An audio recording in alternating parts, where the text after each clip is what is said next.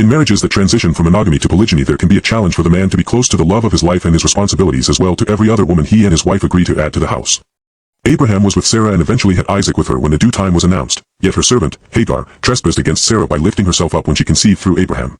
When Ishmael grew of age and sought to take Isaac's life, then Hagar and Ishmael was sent out. Although Abraham had children with additional women, the promise of the inheritance of the land passed to Isaac's line, Abraham's initial wife. Then Jacob, who became known as Israel, sought to have Rachel as his wife and was cheated by Laban to eventually marry Leah first and serve another 7 years. While Israel loved Rachel, Leah nevertheless prevailed in the sibling rivalry for his love in the matter of Rachel losing her life to the judgment pronounced by Israel on his house on any who had an idol. Rachel took Laban's idol in an attempt to help Israel's house to leave and escape Laban's family.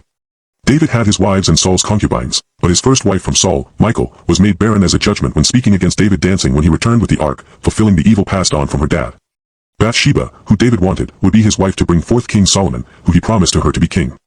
Even Jesus, from an apocryphal book, married Martha and Mary, and eventually his mate or his desired wife Mary of Magdala, who spent her life being abused and maltreated by men, till Jesus had saved her from the Pharisees that was going to stone her, then demons cast out of her. He showed up to physically and spiritually deliver her from the devil. Hallelujah.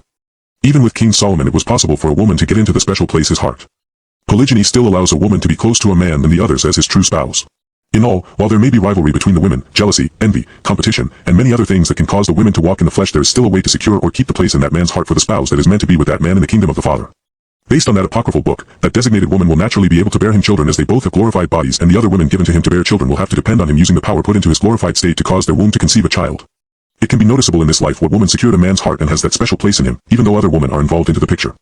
This is sufficient to communicate about the critical detail about what challenges each marriage among the righteous and navigate this changing world as more women are without a man and would seek to be with a man, even if that comes to a polygynous household being established.